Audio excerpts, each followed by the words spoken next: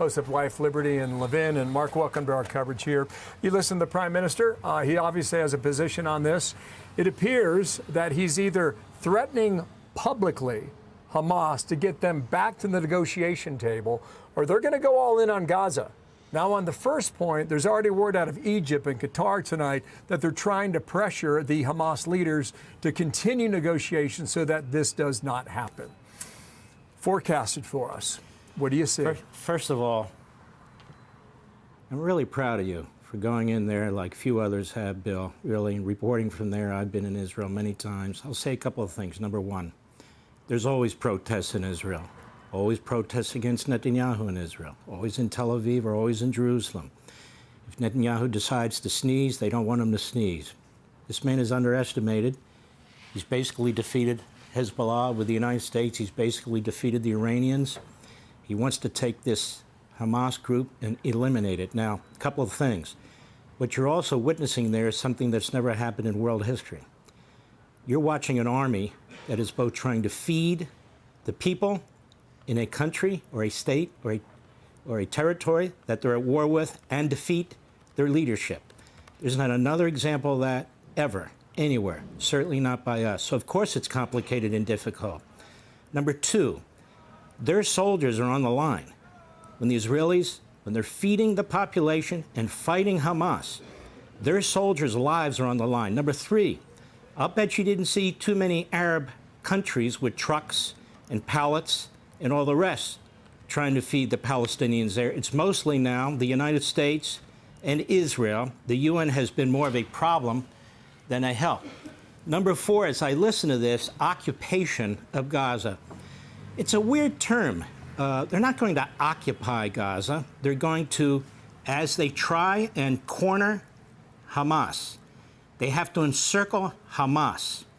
That would be like us saying we were occupying parts of Europe when we were fighting the Nazis. We weren't occupying Europe, but our military has to be there physically present, has to watch behind them, have to watch for any blitzkriegs, have to watch for all this stuff. So in order to protect your military, as you make gains, I guess technically you occupy these areas, they want nothing to do with governing Gaza. The Prime Minister told you that. What they're trying to do now is figure out how to destroy Hamas and get those hostages out. As for future negotiations, you had Steve Witkoff there, the President of the United States. They know exactly what was taking place in those negotiations. Witkoff himself has tried. Our president has tried. What exactly is there to negotiate? What exactly is left? Hamas is starving its own people. It's killing its people. It's killing Israelis. It is starving the hostages. And so Netanyahu, what's he supposed to do? Surrender and give up? Somebody in war has to win, and somebody in war has to lose. And Hamas has to lose. As for Qatar and Egypt working on this, Egypt borders Gaza. You'll notice there they have a very big wall that is fortified. They will not allow any of the Palestinians out. They will not allow them to leave. Obviously, Israel's not going to allow them into their country because they don't know if they're getting Hamas or what they're getting, which is very, very interesting because nobody puts pressure on Egypt. And the second point I would raise is who is providing food to these people? You don't see Saudi Arabia in there, but Qatar. Qatar's involved in negotiations. This would be the same Qatar that funded Hamas. This would be the same Qatar that gave safe haven to billionaires who are Hamas terrorists. And people should ask themselves, how is it that you have billionaires who are Hamas leaders? How is it that you have multimillionaires that are leaders of the Palestinian Authority? When you have refugee camps or when you have other people who are hungry, how is that possible? Because they're mobsters, because they're corrupt. And I just wanted to point out, I think Netanyahu is underestimated the way Donald Trump is underestimated. It's about time people figure out that the guy kind of knows what he's doing and under very, very extremely difficult and stressful circumstances. Yeah, Mark, good to have you here. Bill also asked the Prime Minister to respond to accusations that Israel's committing genocide. Here was his response. We did something that no army in history ever did.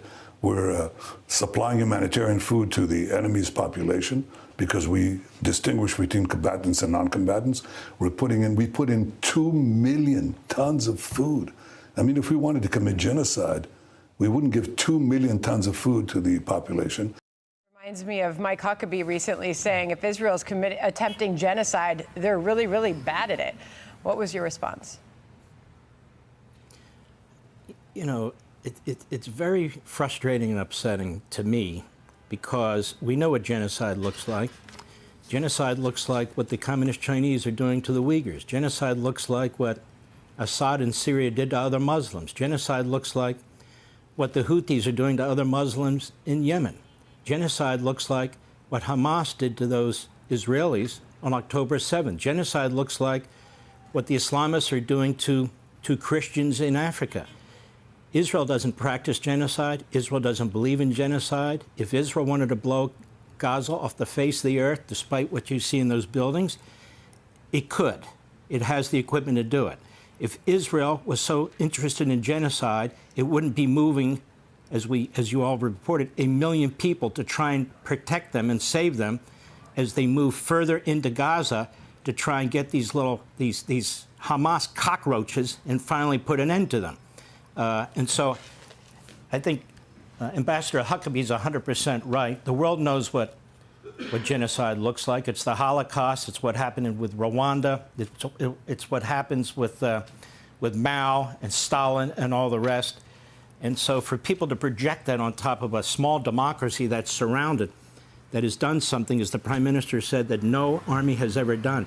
They're feeding the population as best as they can while they're under fire by the leadership that the population voted for. They're trying to feed the population while the UN is undermining them and working with Hamas, while Egypt won't let people out, while Jordan won't take any. They're 70% Palestinian.